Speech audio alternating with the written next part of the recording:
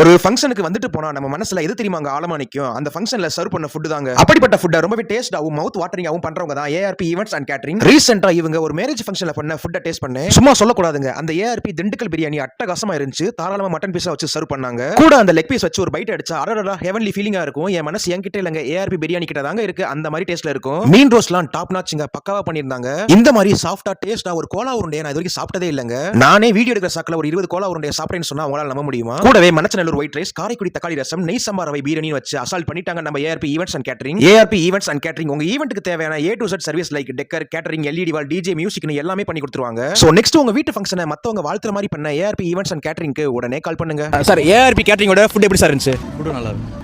Mutton biryani நல்லா இருந்துச்சு. Cola உருண்டை நல்லா இருந்துச்சு. அருமையா இருந்தது. மட்டன் பிரியாணி எக்ஸலண்டா இருந்தது. கோலா உருண்டை நல்லா இருந்துச்சு. எல்லாமே நல்லா இருக்குப்பா, எந்த குறையும் இல்லை. சிக்கன் கிரேவி வந்து என்னோட ஃபேவரட். எனக்கு வந்து பிரியாணி ரொம்ப பிடிக்கும்.